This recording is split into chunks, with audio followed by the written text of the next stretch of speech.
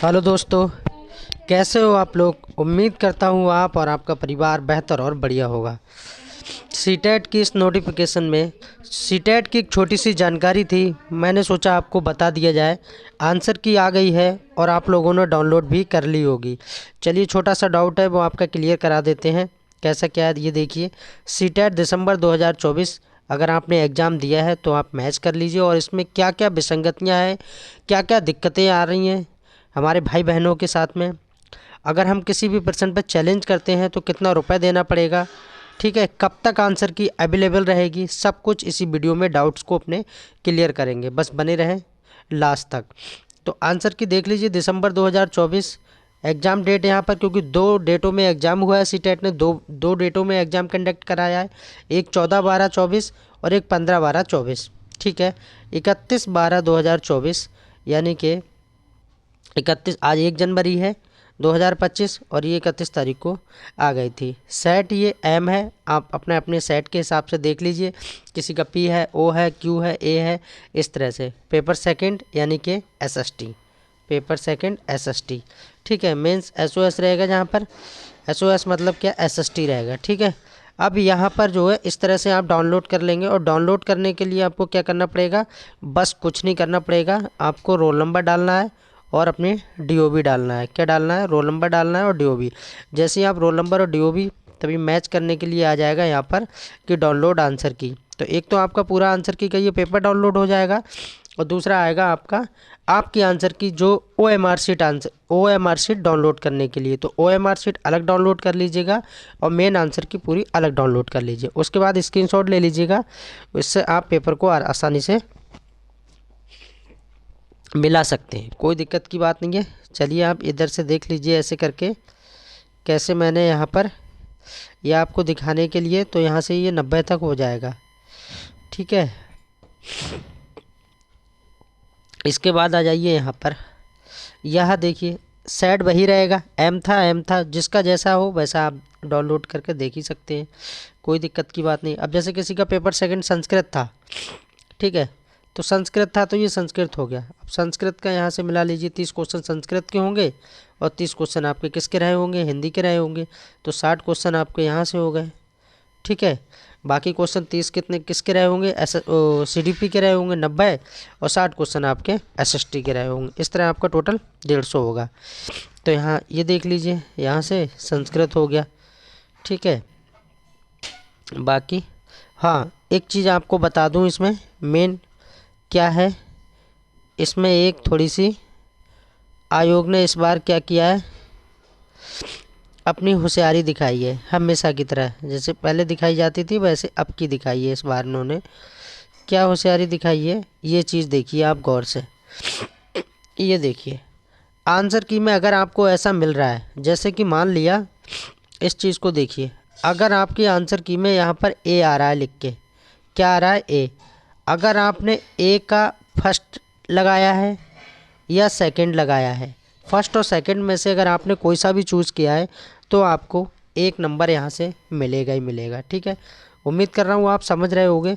अगर आपके इसमें आंसर की में बी आ रहा है, ठीक है, 1 2 3 4 यानी ए बी सी डी ऐसे, अगर बी आ रहा है, क्या आ रहा है, बी, और बी में अगर आपने 1 या 3 में से कोई सा भी लगाया तब भी आपको 1 नंबर मिलेगा, क्योंकि यहाँ पर साफ साफ दे रखा है कि ए वालों के लिए 1 या 2 में से कोई भी 2 ऑप्शन चूज़ किए फर्स्ट या सेकंड में से तो आपको 1 नंबर मिलेगा।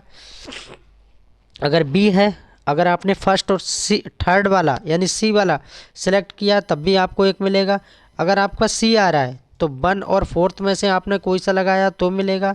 अगर आपने डी लगाया, डी आ रहा है लिख के, तो 2 या 3 में से आपको कोई सा लगाया नंबर मिलेगा। अगर आपने ई आ रहा है लिख के यहाँ पर तो 2 या 4 में से, और एफ आ रहा है तो 3 और 4। अगर जेड आ रहा है तो समझ लीजिए आपने कोई सा भी लगाया हो आपको 1 नंबर मिलना ही मिलना है, क्योंकि जेड का मतलब यहाँ पर इन्होंने लिखा है आल, और आल का मतलब हो गया EBCD। कोई सा भी लगाया हो, अगर जेड लिख के आ रहा है आंसर की में तो समझ लीजिए आपका 1 नंबर पक्का हो गया। उस केस में तो आपने चाहे कैसा भी कोई सा लगाया हो। चलिए, मैं ये किसी बंदे की आंसर की है, इसी में दिखा दे रहा हूँ आपको, कोई दिक्कत की बात नहीं है।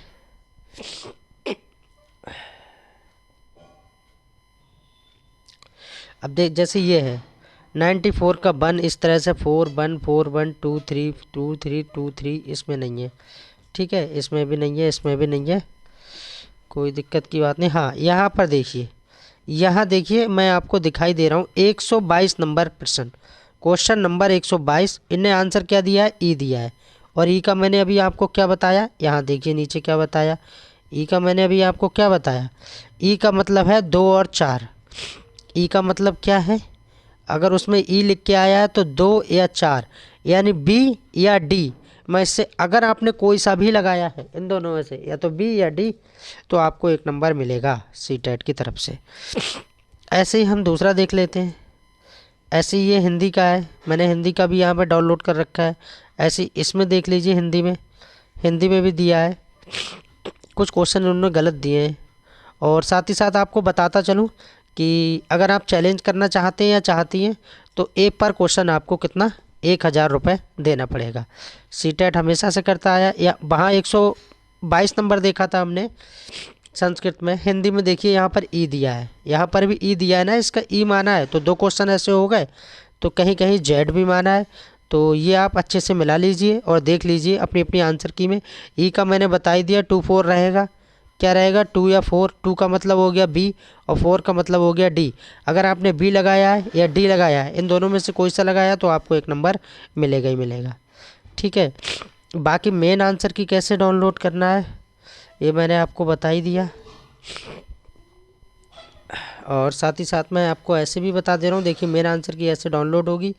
ये क्वेश्चन हो गया, ये रोल नंबर हो गया, ठीक है, ये रोल नंबर हो गया, यहाँ से ये एम सीरीज़ हो गई, और यहाँ से इस तरह से ये आपने जिस तरह से गोले किए होंगे पेपर में, तो इस तरह से ये आपका यहाँ पर आ जाएंगे, ठीक है, कोई दिक्कत की बात नहीं। बाकी आपके सिग्नेचर होंगे, ये सब होगा। तो बस आपको करना क्या है कि इसमें जो है सबसे पहले सीटेट की साइट पे आइए, सीटेट की साइट पे आके चाहे तो सरकारी पे ही देख लीजिए, अपना रोल नंबर डालिए, और रोल नंबर डालने के बाद में डीओबी भरिए, डीओबी भरने के बाद में मेन आंसर की डाउनलोड कीजिए, और उसके बाद में अपनी ओएमआर सीट डाउनलोड कर लीजिए। इतना करने के बाद बस स्क्रीनशॉट ले लीजिए और अपने सेट कोड के हिसाब से मैच कर लीजिए। बाकी आपको चैलेंज करना है, कैसे भी किसी भी क्वेश्चन को आपको डाउट लग रहा है तो एक क्वेश्चन का कितना देना पड़ेगा, 1000 रुपये। और ये कब तक अवेलेबल रहेगी, 5 जनवरी तक आपकी अवेलेबल रहेगी, यहाँ पर आप चैलेंज कर सकते हैं। अदरवाइज़ उसके बाद नहीं कर सकते, क्योंकि उसके बाद फिर क्या होगा, आपका रिज़ल्ट घोषित कर देगा सीबीएसई, यानी कि रिज़ल्ट आ जाएगा। उम्मीद करता हूँ मेरे द्वारा दी गई जानकारी से अगर आप संतुष्ट हैं तो प्लीज़ अपना फीडबैक ज़रूर दें, कमेंट में ज़रूर बताएं, ठीक है। मिलते हैं नेक्स्ट वीडियो में।